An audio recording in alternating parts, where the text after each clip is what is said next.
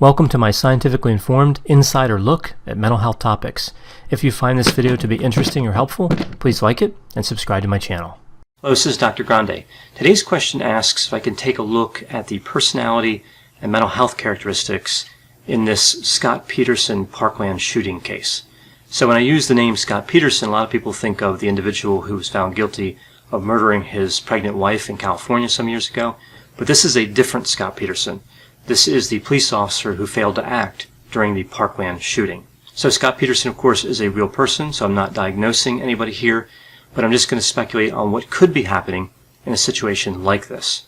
So I'll take a quick look at the Parkland shooting timeline, then take a look at the mental health and personality characteristics, and also look at these charges against Scot Peterson in light of what we expect in terms of police officers. So in terms of the timeline, we see on February 14, 2018, a single shooter, 19-year-old Nikolas Cruz, murdered 17 people at the Marjory Stoneman Douglas High School in Parkland, Florida. After the shooting, he blended in with the students who were fleeing, and he escaped, but was captured shortly afterward. He confessed to the murders and was charged with the crimes.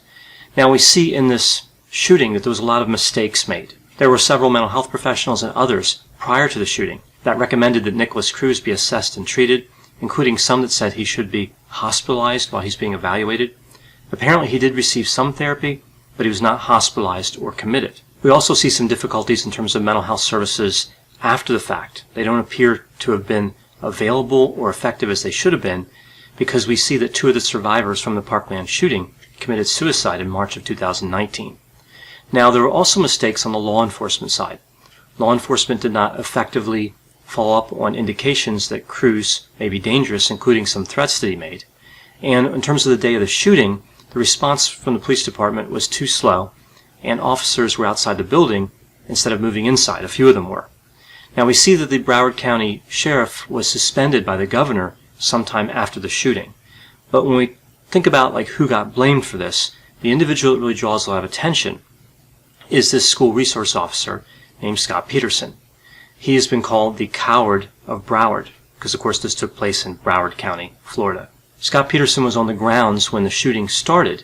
He was carrying a firearm, a radio, wearing body armor, and he was in uniform. So he was on duty, and his job was to protect the students. He indicated over the radio that he believed the shots that he heard were coming from the 1200 building, which was accurate. That was where Nikolas Cruz was murdering people. But yet, Scot Peterson hid for 4 minutes instead of engaging the shooter, and evidently warned other officers coming to the vicinity to stay 500 feet away, which really makes no sense at all given how they're supposed to respond to an active shooter. At no time did he move in and confront the shooter or do anything to directly intervene. So based on the timeline, if he had intervened, it appears he may have been able to prevent 6 murders. Now we don't know what would have really happened, of course. He may have prevented no murders, but there was a possibility of preventing up to 6 of the murders. Scot Peterson claims he didn't know where the gunman was during this time, like the sounds, the gunshots. He didn't know where they were coming from. Of course, the radio call seems to indicate differently, as I mentioned. But he did actually go to the 1200 building, but he waited there and didn't go in. So kind of the thoughts that a lot of people have in the situation is that he was cowardly. Like, he heard the shots, he knew where they were coming from, he went to that building, but yet did nothing. He also acknowledged in an interview that the worst thing that somebody can be labeled when they're a police officer is a coward. He said that he never thought even for a moment about being scared or being a coward because he was just doing things the whole time. I'm not sure what he was really doing the whole time. This is kind of an interesting statement he made. But we see his attorney has suggested that he didn't fail to meet the standards of police officers. Now, that was said before he was charged. I wonder what the standards of police officers are. I mean, this guy didn't do anything. So this kind of gets into a difficult area in terms of defending him. His attorney also suggested that it was unrealistic that Peterson could have figured out what was going on, entered the building, cleared the rooms on his way up to the 3rd floor where Nikolas Cruz was, and engaged Cruz in enough time to make a difference, seeming really to miss the point that it wasn't about necessarily killing Cruz. It was about doing something. It was about getting involved and trying to find him and engage him. I don't think anybody expected that Scot Peterson was going to rush in that building and engage Cruz and kill him just like that. But maybe he could have scared him away. maybe just interrupted what he was doing so people would have survived. Really just any action in an attempt to engage Cruz would have been helpful. Recently he was charged with 7 counts of neglect of a child, 3 counts of culpable negligence, and 1 count of perjury. Other than the perjury charge, these charges usually involve a caregiver, so they're usually applied to parents or adults in a household. Charging a police officer for inaction is actually highly unusual. We see this argument that he had no legal duty to confront the shooter. This has been brought up several times. And as amazing as it sounds, this actually may be true. These charges may be a stretch in order to punish Peterson for what most everyone agrees is immoral behavior, but no one ever thought to put that in the law. So there's really no law that he broke because we haven't really seen this before.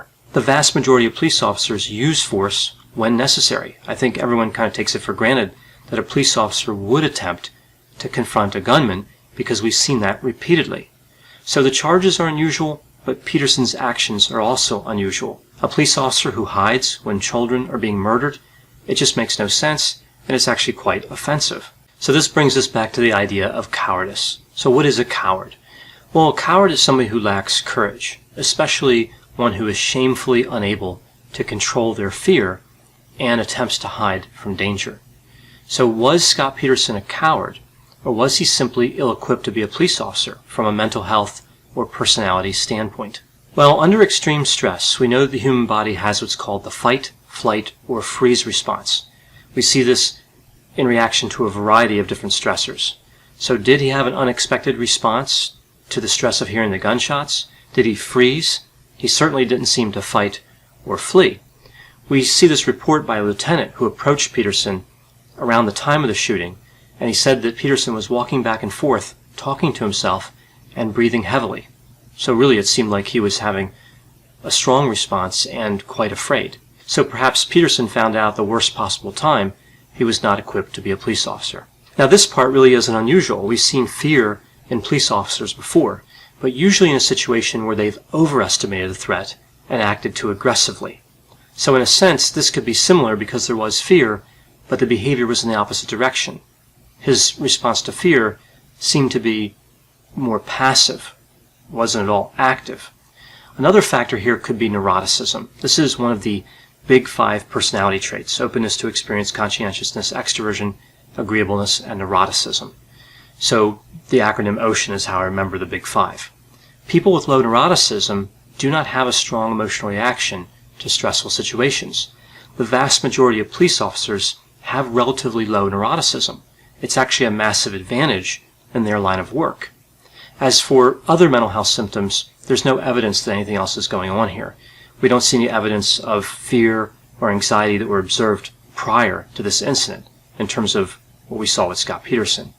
So there might be some personality factors at work, there might be fear at work, but we don't really see a pattern in terms of mental health symptoms. There's no, again, evidence of that from before. Now, some have said that Peterson had a choice to do something else, meaning another line of work. So really, this argument says that his negligence occurred, but it took place long before this incident. But again, if he was never tested, meaning put under a lot of stress, how would he know what his reaction would be to extreme stress? If this was the case, it would really be the police training and assessment that were not sufficient, and the blame would be shared to some extent between Peterson and the police department, as well as a few others, and it's likely that no action or inaction in a situation would rise to the criminal level. One could make the argument that essentially this could be used as a learning opportunity on how to improve training and assessment and how to involve the knowledge discovered through research about personality and mental health characteristics, instead of an opportunity to punish somebody for being unable to overcome their fears. But then again, his failure was so disturbing, we don't ever want to see it repeated. So I guess there's this idea that punishing him will scare other police officers into confronting gunmen, even though the vast majority of officers, again, would already do that. So there's really no evidence here that prosecuting him will achieve that goal. But if we look at this, we do prosecute officers who act inappropriately when they're afraid. Again, people that are too aggressive. So why not prosecute somebody for inaction because of fear? Well, the difficulty here is that no one knows how they're going to react in a moment of crisis, right? So it's very hard to judge anybody. A lot of people believe if they were in the same situation as Scot Peterson, even if they weren't a police officer, if they were simply armed, and some people have said even if they were unarmed, they would have charged in to stop the shooter. And I think a lot of people certainly would have. But again, until somebody's in the moment of stress, they really don't know what they're going to do. But police officers, on the other hand, are supposed to know how they're going to respond under stress. But how do they figure that out? It really goes back to what I was talking about with training and assessment.